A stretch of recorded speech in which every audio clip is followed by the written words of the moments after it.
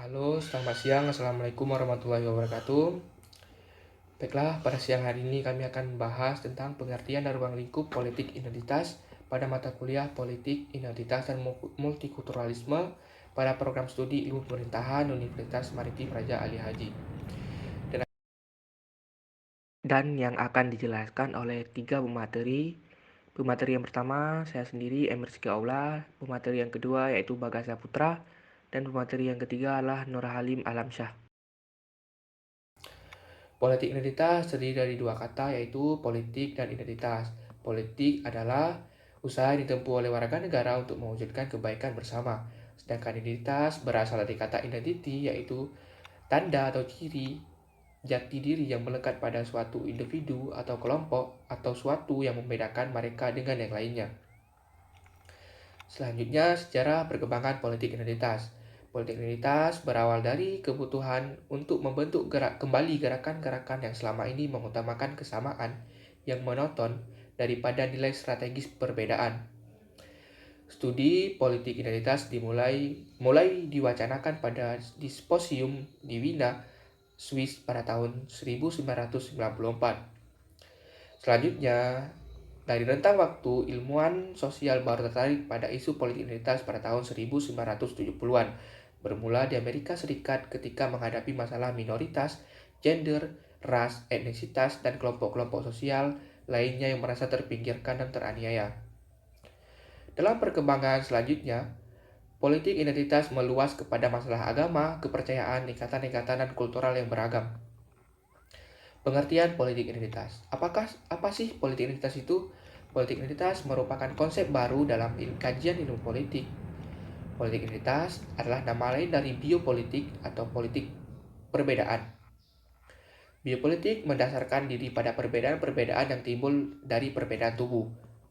Menyebarnya politik identitas atau biopolitik dalam pandangan Foucault merupakan akibat dari runtuhnya masyarakat yang direncanakan secara ilmiah yang merupakan suatu gerakan implementasi kontrol demografis objektif.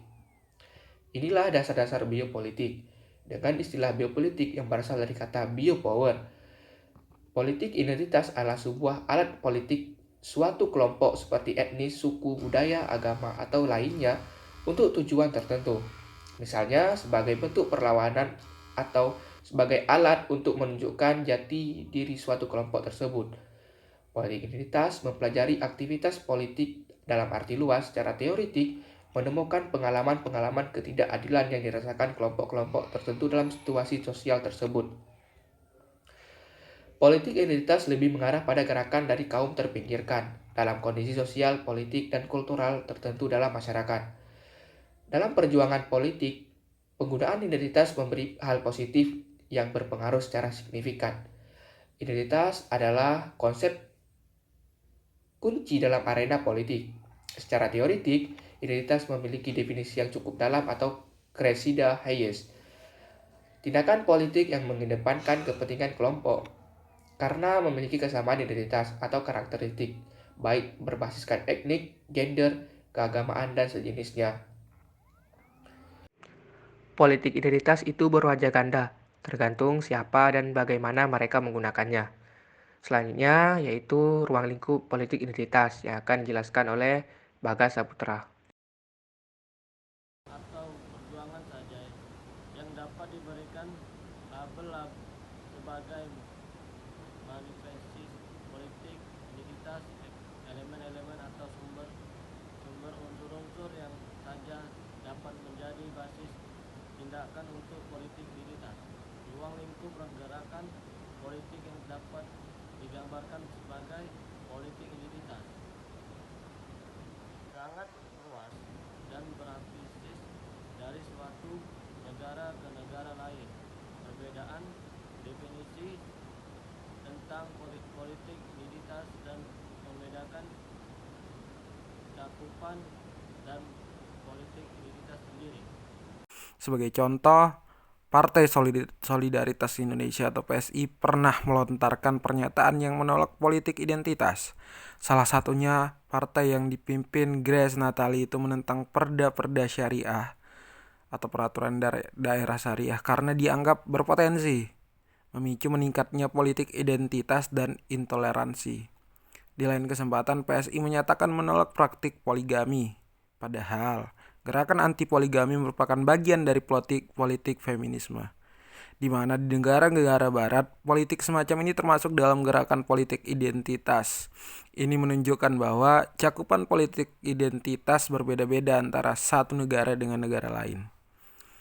Menurut W.S.M. Hamid, elemen atau identitas kolektif yang dapat bermanifestasi dalam bentuk politik identitas mencangkup kelompok-kelompok usia, agama, kelas sosial atau kasta, budaya, tunarungu, dialek, kecacatan, pendidikan, etnis, bahasa, kebangsaan, jenis kelamin, identitas gender, generasi, pekerjaan, profesi, ras, afiliasi partai politik, orientasi seksual, pemukiman, tempat tinggal perkotaan dan pendesaan, dan status veteran. Mengacu pada pendapat W.S.M. Hamid tersebut, ruang lingkup politik identitas sangat luas. Politik identitas bukan hanya berbasis agama, etnis, kebangsaan, atau budaya, seperti yang selama ini dipahami banyak orang awam. Ketika sekelompok orang mengusulkan kepada Presiden Jokowi agar membentuk kabinet yang terdiri dari tokoh-tokoh berusia muda atau bisa disebut kaum milenial, ini pun sudah dapat dikategorikan politik identitas. Begitu juga saat orang-orang Papua mengusulkan kepada pemerintah pusat agar memprioritaskan pembangunan di daerah. Bahkan di Amerika Serikat, tatkala seseorang bergabung ke dalam Partai Demokrat atau Partai Republik, itu juga bagian dari politik identitas.